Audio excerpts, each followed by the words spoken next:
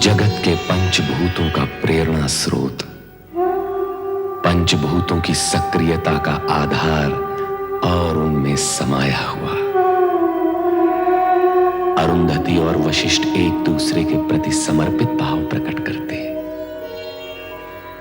उधर स्वर्गलोक में भय के वशीभूत कामदेव और रति नारद के प्रकट होते ही अदृश्य होने लगते हैं, किंतु नारद कामदेव के आशंकित मन को टटोलने लगते हैं और यही विषय लेकर जा पहुंचते हैं ब्रह्मदेव के पास, परंतु चर्चा करते हैं सती की तपस्या और दक्ष के हठ की। समाधान न होने पर नदी तट पर शिव आराधना में रत सती के समीप पहुंचते हैं। सती की मुखाकृति देख दक्ष महल पहुंच वीरणी और दक्ष से सती की मनोदशा की चर्चा कर उसका उपाय करने का आग्रह करते हैं। तत्पश्चात वीरणी द्वारा पुत्री के पक्ष का प्रजापति दक्ष कठोर शब्दों में विरोध करते हुए उसे सती को शिव आराधना से विमुख करने का आदेश देते हैं। वीरणी कातर भाव से शिव स्मरण करती रह जाती है।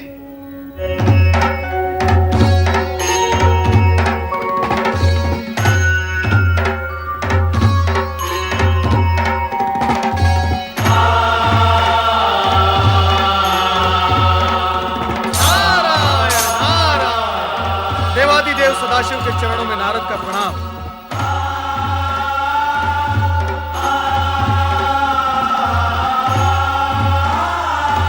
आपकी साधना में व्यवधान डालना मेरे लिए उचित नहीं, किंतु विषय की गंभीरता और महत्व को देखते हुए मुझे दृष्टता करनी ही पड़ी।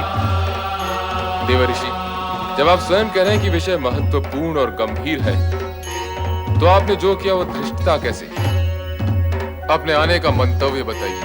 प्रभु, दक्षपुत्री देवी सती अत्यधिक व्याकुल और पीड़ित हैं।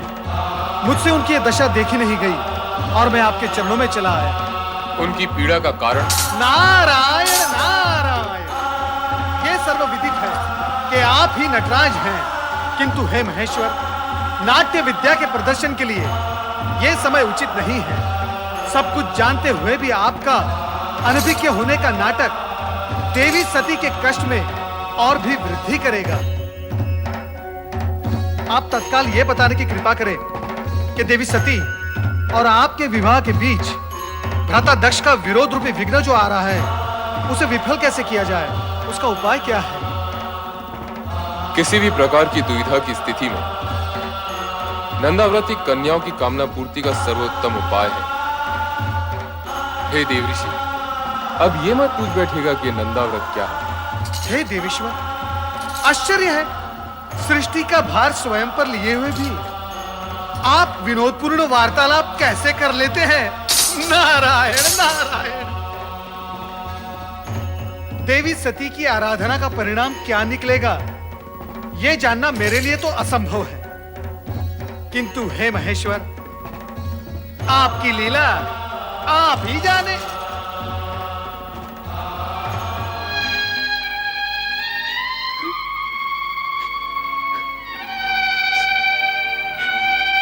मेरी श्रद्धा, भक्ति, प्रेम, पूजन में न जाने कहां और क्या कमी रह गई है, जो मेरे आराध्य तक मेरा स्वर नहीं पहुंच रहा। वह इस पीड़ा को नहीं समझ पा रहा, जो अपने आराध्य से अलग होते हुए होती है। सती, धैर्य रखो सती, तुम्हारी प्रेम में तपस्या निरर्थक नहीं जाएगी। तुम्हारे स्वामी आएंगे, अवश्य आएंगे। ये सत्य कहती है पुत्री, तुम्हारे मन कामेश्वर अवश्य आएंगे, किंतु तभी जिस पल विधाता ने उनका आना निश्चित किया होगा। तो फिर मिलन की उस पल की प्रतीक्षा में मैं तब तक यहाँ बैठी रहूंगी जब तक मेरे स्वामी आकर मुझे स्वीकार न कर ले। पुत्री, ये बालोचित हट तुम्हें शोभा नहीं देती। चलो घर चलें। माते, आप तो स्वयं स्त्री हैं, किसी की पत्नी भी है। आप आप भी मेरी विरह जनित व्याकुलता को नहीं समझ पा रही? समझती हूँ पुत्री, किंतु तेरे पिता का क्रोध न, मुझे भयभीत कर रहा है। किसी अमंगल की कल्पना मुझे आतंकित कर रही है। ये हर उचित नहीं पुत्री, हर जन नहीं माते। नारायण नारायण। प्रणाम देवर्षि। मंगल हो देवियों, मंगल हो। देवी सती, आपके लिए देवाधिदेव भोलेनाथ शिवशंकर का एक संदेश है। शीघ्र सुनाइए देवर्षि। आपके और उनके विवाह के बीच जो बाधाएं आ रही हैं, उनके लिए नंदाव्रत करना आपके लिए उत्तम रहेगा। नंदाव्रत? हाँ, मनचाहा पति पाने की दिशा में नंदाव्रत एक सिद्ध उपाय है। यही महेश्वर का कथन है। देवियों, चाहे तो आप भी इसका प्रयोग कर सकती हैं। नारायण नारायण। शीघ्र बताइए ना देवर्षि, इस व्रत को करने का विधि विधान क्या है? तुम लोगों को ठिठोली सुन रही है और मेरे यहाँ प्राण जा रहे हैं। माते, कृपया आप घर के लिए प्रस्थान करें और इन नटखट बहनों को भी अपने संग ले जाएं। किंतु हमें भी तो व्रत की विधि सीखनी है ना माते। हमें भी सीखनी है। जैसी तुम्हारी इच्छा पुत्री। कल्याण हो। शीघ्र बताइए देवर्षि, व्रत की विधि क्या है? बताइए देवर्षि। नारायण नारायण। व्रत की बात शांति पूर्वक सुननी होगी। देवियों, इतनी उतावली मत बनो। मैं आपको व्रत की विधि अवश्य बताऊंगा, परंतु आप सबको मेरी एक बात माननी होगी। वो क्या देवर्षि? सबसे पहले देवी सती नंदाव्रत करेंगी और इनका व्रत पूर्ण होने तक आप सब इनकी हृदयपूर्वक सहायता करेंगे और व्रत की विधि का इन्हें स्मरण कराते रहेंगे, क्योंकि ये व्रत 1 वर्ष में पूर्ण होगा और 1 वर्ष तक तिथियों के अनुक्रम से विविध सामग्रियों से आपको भगवान महेश्वर का पूजन एवं स्मरण करना होगा। जागरण के साथ साथ उपवास भी करना होगा। अन्य विधियां आपकी बहनों को मैं अवगत करवा दूंगा, ये आपको स्मरण कराती रहेंगी। मुझ पर आपने जो उपकार किया है, उसके लिए मैं सदा आभारी रहूंगी देवर्षि।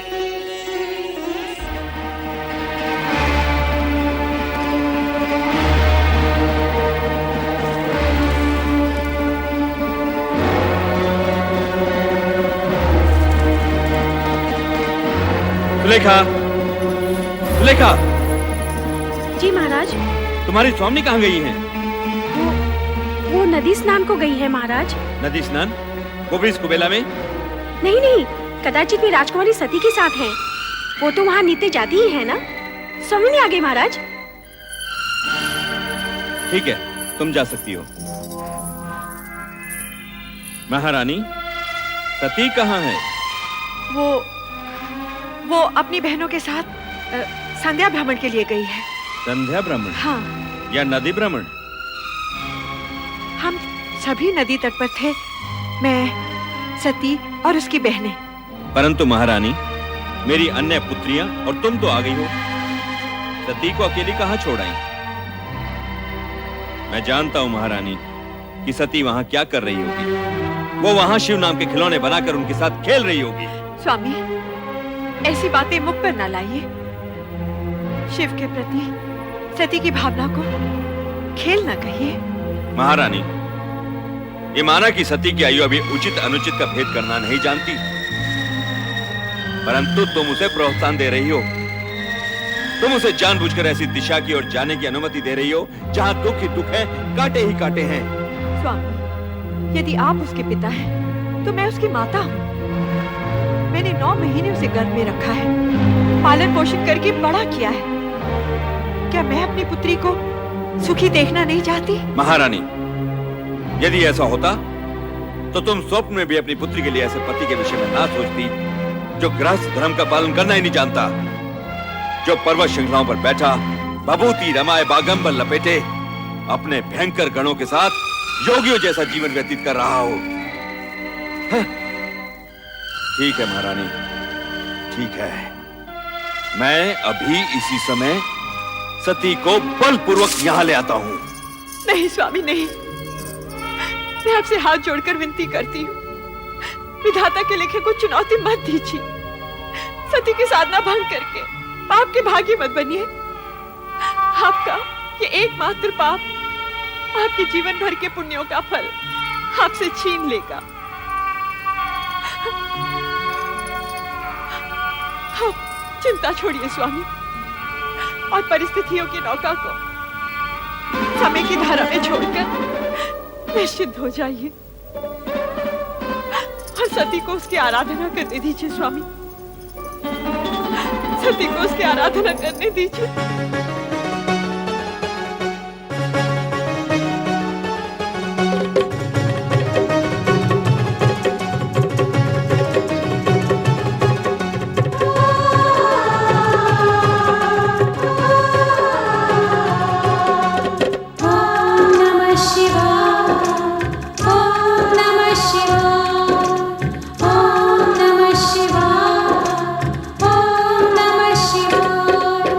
नंदा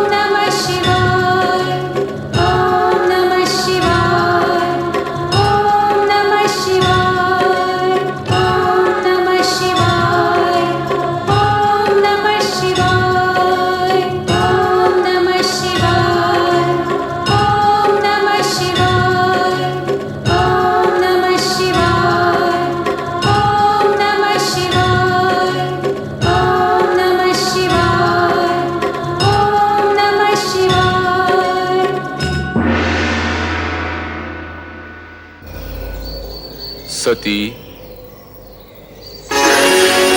प्रभु आप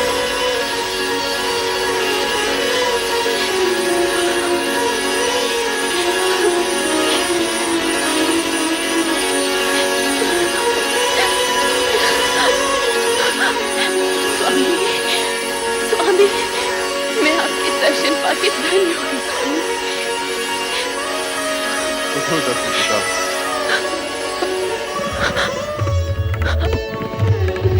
समर्पण एवं निष्ठा भाव से किए गए तुम्हारे व्रत से हम प्रसन्न हुए।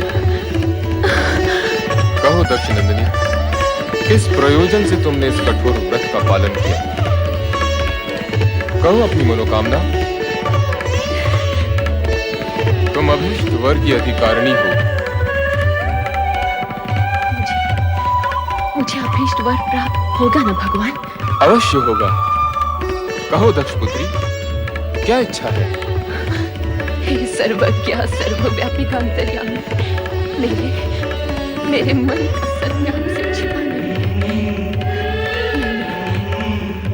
मैंने बाल्यकाल से पति रूप में आप ही की कामना की है। इसके अतिरिक्त और कुछ भी इच्छित नहीं है भगवान। तथास्तु। सती, तुम्हारा और हमारा अभीष्ट भिन्न नहीं है। तुम्हारा अर्धांगिनी रूप ही जगत के लिए कल्याणकारी होगा। मैं धन्य हो गई प्रभु, मैं धन्य हो गई। मेरे अभीष्ट और अपने वरदान की पूर्ति के लिए प्रभु आप शीघ्र ही मेरे पिताश्री से इस संबंध को निश्चित कर विवाह का आयोजन करें। ऐसा ही होगा प्रिय।